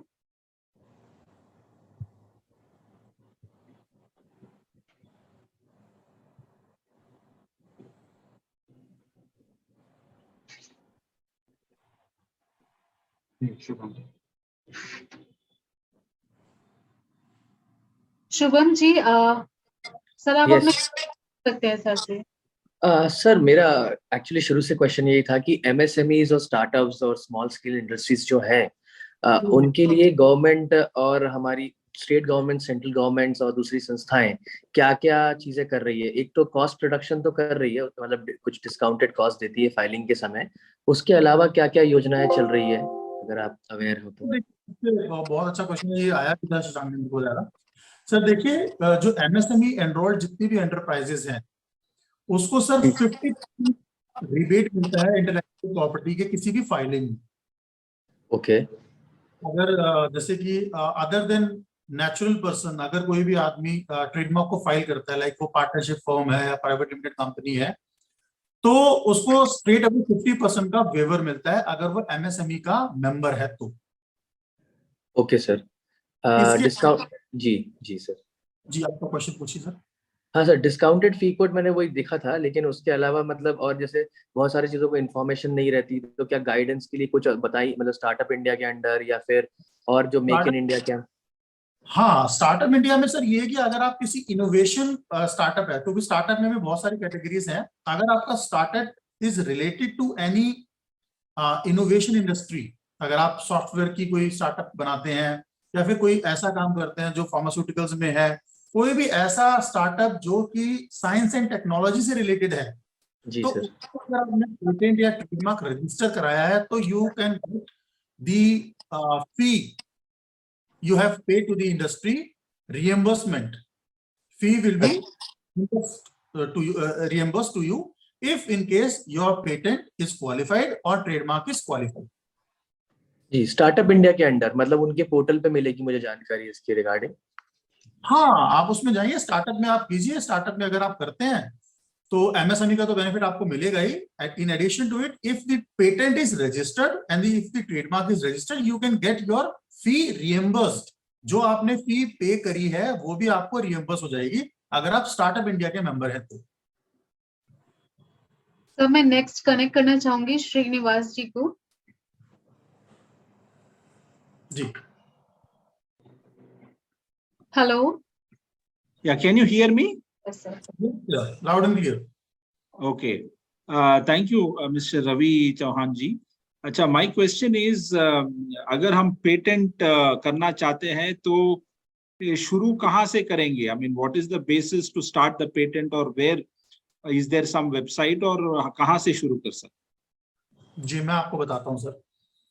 अगर आप पेटेंट करते हैं, आप सर प्रोसेस पेटेंट की बात कर रहे हैं या कोई टेक्नोलॉजिकल या हमारा टेक्नोलॉजी का है, like we are doing some machine learning और artificial intelligence का एग्रीकल्चर प्रोडक्ट में कर रहे हैं, तो अगर इसको हम पेटेंट करना चाहते हैं तो कैसा कर सकते? That is patentable sir, that is patentable. आपको करना ये है कि उस मशीन को, जैसे कि मैंने आपको पहले बताया डिजाइन के बारे में, patent act is very much similar with the design act. आपको सबसे पहले एक चीज का ख्याल रखना है श्रीनिवासन जी, कि आपको पेटेंट एप्लीकेशन फाइल करने से पहले उस प्रोडक्ट को मार्केट में लॉन्च नहीं करना। अच्छा, ओके। और अगर if you have already launch that product in the market, then the patent application is not allowed.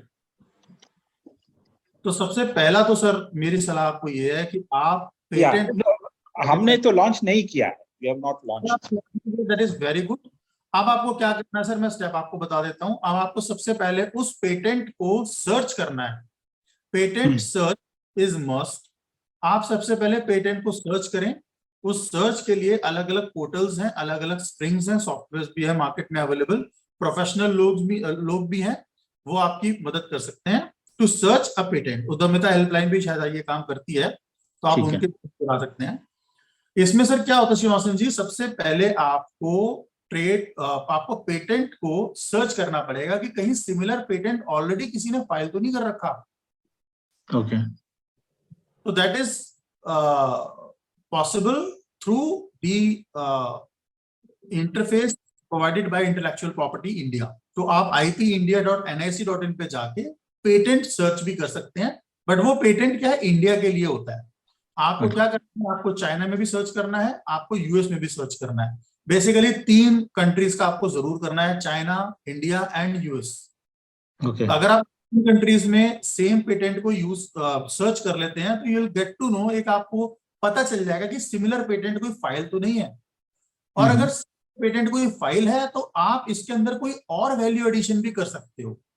जैसे मिसाल के तौर पर आपने पेटेंट सर्च किया, वो पेटेंट बिल्कुल आपसे पेटेंट से मिलता जुलता है, बट आपको ये पता चल जाएगा कि उसमें आपके पेटेंट से मिलती जुलती कितनी चीजें हैं और आप क्या क्या एडिशन करके क्वालिफाई कर सकते हो एज अ पेटेंटी। ओके। सर्च करने के बाद ही आप सर पेटेंट की एप्लीकेशन फाइल करेंगे। 2 तरह की एप्लीकेशन होती हैं। स्टार्टिंग में आप एक प्रोविजनल एप्लीकेशन फाइल कर सकते हैं और उसके बाद कंप्लीट स्पेसिफिकेशन फाइल कर सकते हैं। ठीक है, okay.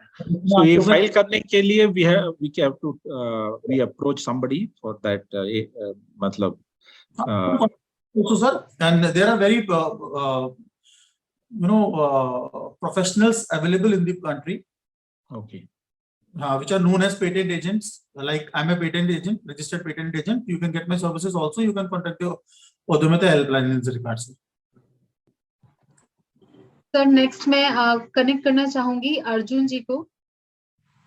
Ji. Hello, can you hear me? Yes sir, loud and clear sir. Yes sir. So हम एक बात जानना चाहते थे कि we are into automation and IOT application in waste water treatment services.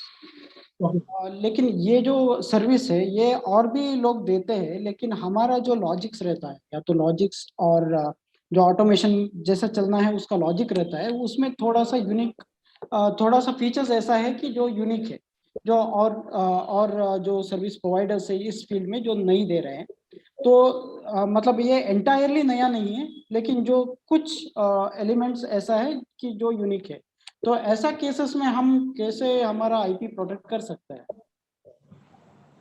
Sir देखिए, for the sake of softwares are not patentable in India, but you can get the software protected under the copyright scheme. Okay.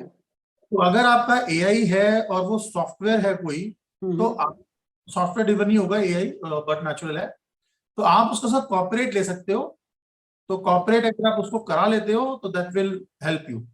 Okay, ये भी मतलब patent agents जो है उसके through ही कर सकते हैं ना? उनको थ्रू भी कर सकते हैं, और वो पेटेंट नहीं होगा, अच्छा। क्योंकि सॉफ्टवेयर वो इंडिया में पेटेंटेबल नहीं है, यूनाइटेड स्टेट्स में सॉफ्टवेयर आर पेटेंटेबल।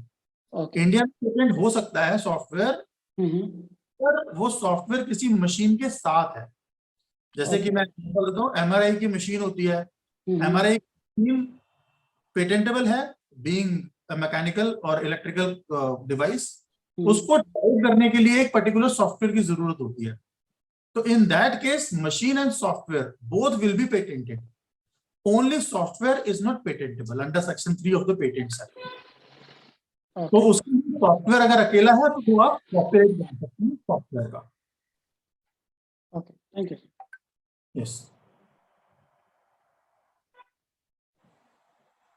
सर, मैं नेक्स्ट मनीष शर्मा जी को ज्वाइन करना चाहूंगी।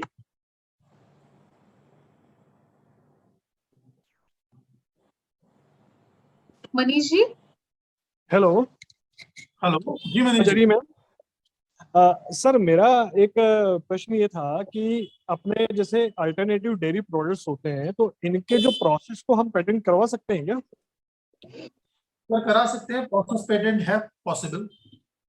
ओके, तो सर इसके लिए हाँ बोलिए सर। नहीं आप बोलिए सर। मतलब इसके लिए प्रोसेस क्या करना पड़ेगा मेरे को? सेम करना होता है, पहले सर्च करना होता है सर, कि जो आपका पेटेंट का प्रोसेस है सेम वैसा ही प्रोसेस किसी और आदमी का तो नहीं, क्योंकि पेटेंट जो होता है ना सर, पेटेंट इंटरनेशनली होता है। जैसे ट्रेडमार्क की सर्च में और पेटेंट की सर्च में फर्क होता है। इंडिया में ट्रेडमार्क फाइल करते हैं तो ट्रेडमार्क सिर्फ इंडियन टेरिटरी होता है। इसमें जो ट्रेडमार्क सर्च करेगा एग्जामिनर, वो सिर्फ, एक बार ये नितिन खंडेलिया जी का भी ले लीजिएगा जो क्वेश्चन प्लीज इस बार। इसमें मनीष जी सबसे पहले मैं आपको ये बता देता हूं कि ट्रेडमार्क में क्या होता है। ट्रेडमार्क में जब एग्जामिनेशन, तो एग्जामिनेशन रिपोर्ट में सिर्फ वही एप्लीकेंट का नाम रिफ्लेक्ट करता है जिन्होंने इंडिया में ट्रेडमार्क फाइल किया है। ओके। ट्रेडमार्क में अपना पेटेंट में ऐसा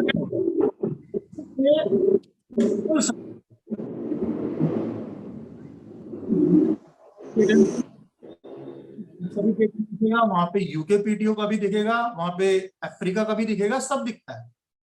तो इसीलिए पहले आप अपने जो प्रोसेस है को स्ट्रीमलाइन कीजिए। आप ये देखिए कि क्लेम क्या क्या है उसके अंदर। मेन क्लेम, जैसे कि क्या होता है, प्रोसेस में कई सारे काम ऐसे होते हैं जो सिमिलर होते हैं, हमें उन कामों का क्लेम नहीं चाहिए, हमें मेन क्लेम चाहिए जो कि हमारी क्रिएटिविटी है।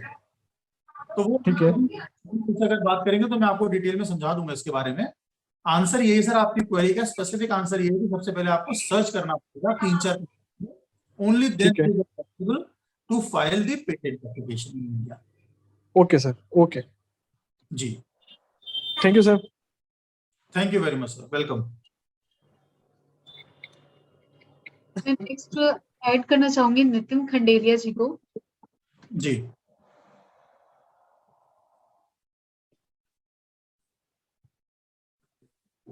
हेलो, आप हाँ नितिन जी, एक बार अपना क्वेश्चन बोलिए सर। नितिन जी आपका माइक म्यूट है, आप प्लीज।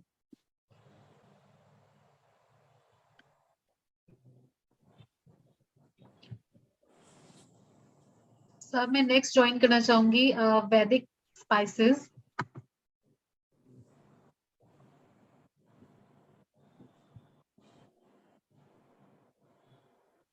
सर आप क्वेश्चन पूछ सकते हैं सर से।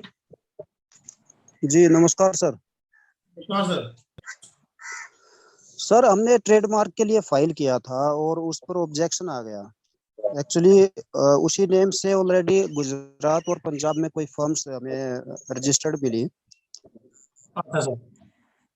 तो एक्चुअली जो नेम है वो सिमिलर नहीं है, स्पेलिंग में कुछ डिफरेंस है उनकी और हमारी में, फिर भी वो क्यों नहीं रजिस्टर हो रहा? तो आपका ट्रेडमार्क ना जी phonetically, हाँ, जैसे आपका ट्रेडमार्क क्या है? श्री वैदिक मसाले। वैदिक मसाला। तो सर वैदिक बड़ा ही कॉमन नाम है, वो जरूर होगा सेक्शन 11 का ऑब्जेक्शन होगा सर।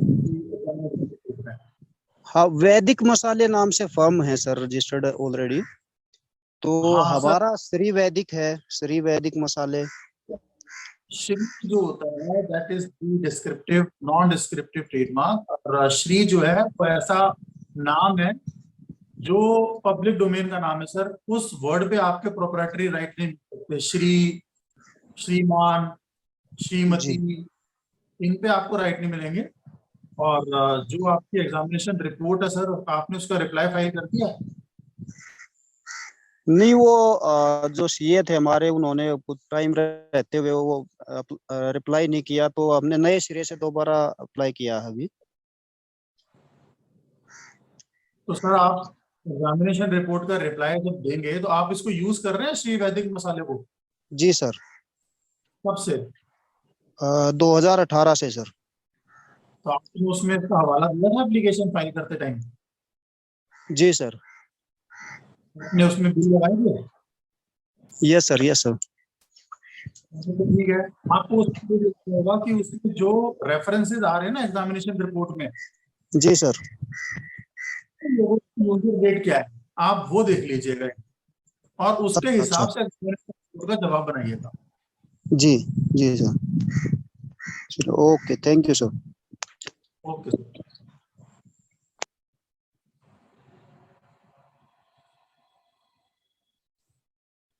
सर नेक्स्ट कनेक्ट करना चाहूंगी जयशंकर जी को। सर आप अपना क्वेश्चन पूछ सकते हैं सर से। जयशंकर जी।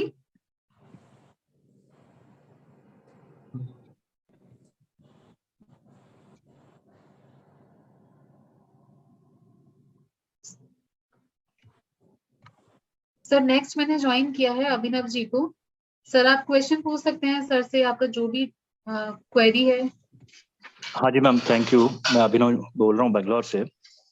जी सर। सर जी, मैंने ऑलमोस्ट 1 साल पहले अपनी फाइनेंशियल एडवाइजरी सर्विस के लिए पहले अटॉर्नी के थ्रू एप्लीकेशन डाली थी, बट उनके रिस्पॉन्सेज और बिहेवियर सेटिस्फैक्ट्री नहीं लगा, तो फिर मैंने एक दूसरे अटॉर्नी के थ्रू डाली। जी। अब उसमें हुआ ये कि जो पहला अटॉर्नी था उससे दूसरे अटॉर्नी ने एनओसी वगैरह लेने की जो प्रोसेस होती है वो ठीक से नहीं कर पाई, और मेरी एप्लीकेशन अभी भी, मतलब पहला जो रिस्पॉन्स आ रहा है मुझे वो आ रहा है कि रिफ्यूज्ड है।